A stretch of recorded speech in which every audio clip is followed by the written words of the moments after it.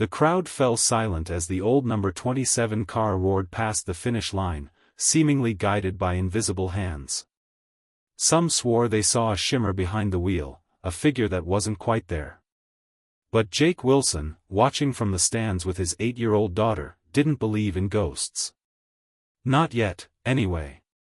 If you're enjoying this story so far, make sure to hit that like button and subscribe to the channel for more tales that blend the supernatural with heart. 20 years ago, racing legend Tommy "Lightning" Martinez vanished without a trace after a practice run at Daytona. His car was found perfectly parked in the pit, engine still warm, but Tommy was gone. Some said he'd fled gambling debts. Others whispered about foul play. But as the years passed and mysterious events plagued the track, engines failing without cause, radios picking up phantom voice transmissions, the occasional glimpse of a figure in racing gear that vanished when approached, the legend of the Ghost of Daytona was born. Jake Wilson knew nothing of this when he moved to Daytona Beach with his daughter Lily. All he knew was that after losing his wife to cancer 2 years ago, they both needed a fresh start. Jake had been a decent amateur racer in his younger days before settling into a mechanic's life, and when a position opened at Daytona International Speedway's maintenance team, it felt like fate calling. "It's just you and me now, lily pad," Jake said on their first night in their small rental house, 3 miles from the thunderous track. "Think you'll like it here?" Lily, clutching the teddy bear her mother had given her, nodded solemnly. "Mom would have liked it. She always said we should live near the ocean." Jake's throat tightened as he tucked his daughter into bed. Hannah had loved the ocean. It was where he'd proposed, where they'd spent their honeymoon, where they'd scattered her ashes. The first few months at Daytona were uneventful. Jake worked long hours maintaining the track and facilities, while Lily adjusted to her new school. They were healing, slowly but surely. Then came the night of the storm. A Florida deluge pounded the speedway, and Jake was called in to help secure equipment. Lightning struck uncomfortably close as he rushed to cover sensitive timing gear near the finish line. That's when he first heard it, the unmistakable rumble of a race car engine. Impossible in this weather, with the track closed. Jake spun around, squinting through the rain. There it was, the silhouette of a car, headlights cutting through the downpour, circling the track with impossible precision given the slick conditions. "Hey!" Jake shouted, waving his arms. "The track's closed. You can't be out there." The car slowed as it approached him, then stopped. Through the rain-streaked windshield, Jake could make out a driver in vintage racing gear. The stranger's face was obscured by a helmet, but something about his posture seemed wrong. Too still. Too perfect. Then the lightning flashed, and for a split second, Jake could see through the driver to the seat behind him. When his vision cleared, both car and driver were gone. His coworker, Ray, an old-timer who'd worked at the track for decades, found Jake standing frozen in the rain. "You saw him, didn't you?" Ray asked quietly. "Lightning Martinez. The Ghost of Daytona." "I don't believe in ghosts," Jake said firmly, but his voice lacked conviction. Ray shook his head. "Doesn't matter if you believe. He believes in this place." Over the next weeks, Jake tried to forget the incident, but strange things kept happening. Tools would move overnight in the maintenance shed. The radio in his work truck would suddenly tune to static, through which a voice sometimes whispered unintelligible words. Twice, he found old racing gloves, not modern ones, but the style from 20 years ago, placed neatly on his workbench. Lily, meanwhile, made a new friend at school, a girl named Maria Martinez, Tommy's niece, now being raised by her grandmother after her parents moved away. Through Maria, Jake learned more about Tommy's story. How he'd been an up-and-coming driver from a working-class family. How he'd struggled with the pressures of fame. How he'd been devoted to his younger sister, Maria's mother, who'd been devastated by his disappearance. "Abuela says Uncle Tommy wouldn't leave without saying goodbye," Maria told Lily during a playdate that Jake supervised. "She says he's still here, watching over the track he loved. Jake might have dismissed it all as superstition, except for what happened during a routine inspection of the track surface. Alone in Section 3, the notorious spot where 3 fatal crashes had occurred over the years, Jake felt a sudden cold spot despite the Florida heat. The hairs on his arms stood up as he heard the soft squeak of racing boots on asphalt. "Hello?" Jake called, turning slowly. A man stood 10 feet away, early 30s, Hispanic, wearing racing gear from a bygone era. His form seemed to waver slightly at the edges, like heat rising from hot pavement. "You take good care of my track," the figure said, voice distant yet clear. Jake's heart hammered in his chest. "Tommy Martinez?" The figure's lips quirked in a sad smile. "The stretch in turn 3 needs resurfacing. There's a dip forming." Before Jake could respond, the figure walked away, fading with each step until nothing remained. Jake ran to the spot Tommy had indicated and crouched down. Sure enough, there was a subtle depression forming, one that wouldn't be noticeable at walking speed but could destabilize a car at 200 miles per hour. A dangerous flaw that wasn't due for inspection for another month. That night, Jake told Lily a sanitized version of his experience as he tucked her in. "Do you think he's a bad ghost, Daddy?" Lily asked, eyes wide. Jake thought about it. "No, honey. I think he's looking out for people. Making sure nobody else gets hurt. Like Mommy does for us?" The question hit Jake like a physical blow. "Yeah," he managed. "Like Mommy." As weeks passed, the encounters continued. Tommy would appear to Jake with warnings or suggestions about the track.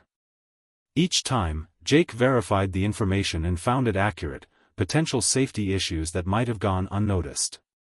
Jake began to leave an old racing magazine in the maintenance shed overnight. By morning, pages would be turned to articles featuring Tommy's contemporaries.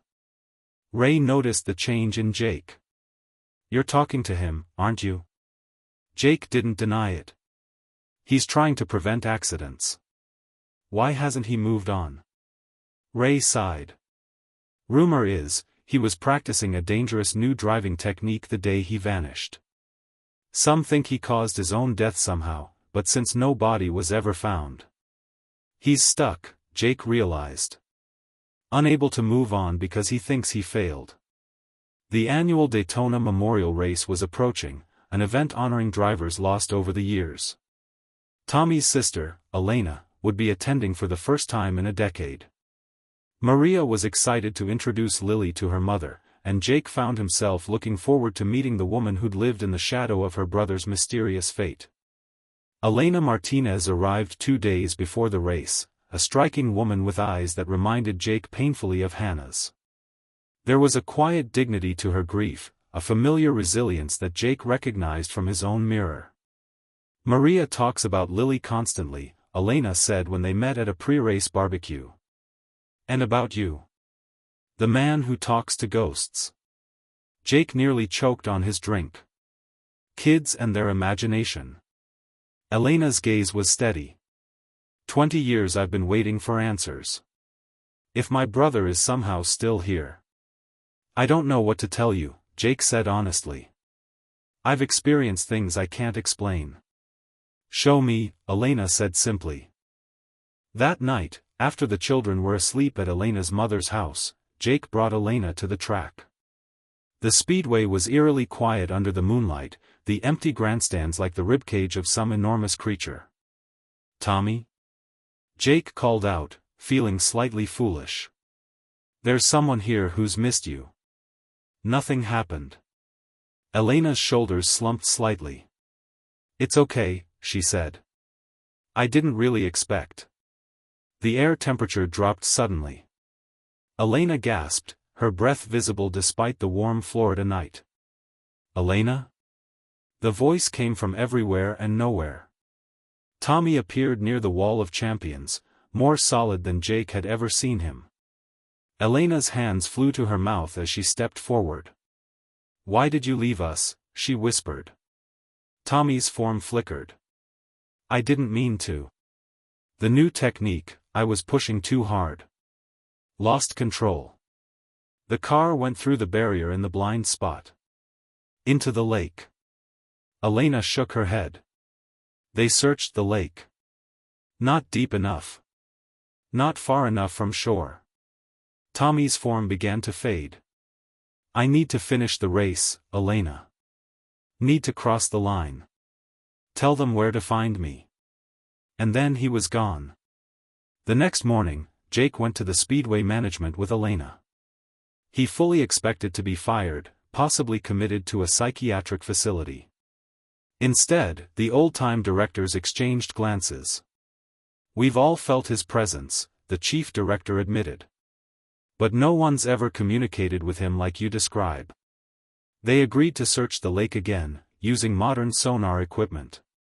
By that afternoon, they'd found it, the remains of a car, 200 feet from shore, in a deep trench that hadn't existed on maps 20 years ago.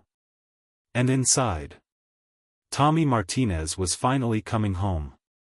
The memorial race was postponed to become a homecoming instead. As news spread throughout the racing community, something shifted at Daytona. The cold spots disappeared. The mysterious engine sounds at night fell silent. The Ghost of Daytona seemed to have found peace. But Jake felt an unexpected emptiness. His strange friendship with Tommy had given him something he'd been missing since Hannah died, a purpose beyond mere survival, a connection to something larger than himself. The night before the rescheduled race, Jake was working late, preparing the track. Lily was at a sleepover with Maria, giving him time to process everything that had happened. "You set him free," came a voice behind him. Jake turned to find Tommy, fainter now but still visible.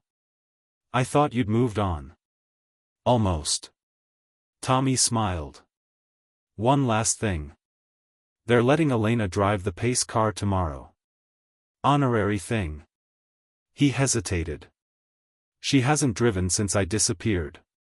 She's terrified." Jake understood immediately. "You want me to help her. You understand loss," Tommy said. "And you understand racing. Help her finish what I couldn't." The next morning, Jake approached Elena as she stared at the pace car with dread. "You don't have to do this," he said gently. "Yes, I do." Her knuckles were white on her purse strap. "For Tommy. But I don't think I can drive it alone." Jake took a deep breath. "What if you didn't have to?" The crowd roared as Elena Martinez took the wheel of the pace car, Jake Wilson in the passenger seat. As they approached turn 3, that fateful turn, Elena's hands began to shake. "I can't," she whispered. "You're not alone," Jake said, placing his hand over hers on the wheel. For a moment, just a moment, they both felt a third hand cover theirs. A gentle pressure, a slight correction to their steering line. The car glided perfectly through the turn that had claimed Tommy's life. As they crossed the finish line, Elena was crying, but they were tears of release, not sorrow.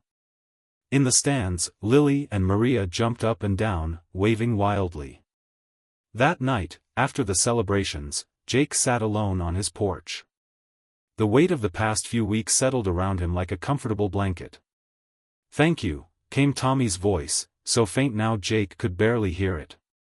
"For helping me finish my race. Will you rest now?" Jake asked the night air. "Yes," came the whispered reply. "And so should you. Your race isn't over, Jake. It's just beginning." Jake looked up at the stars, thinking of Hannah, thinking of Tommy, thinking of all the ghosts we carry with us. "Daddy?"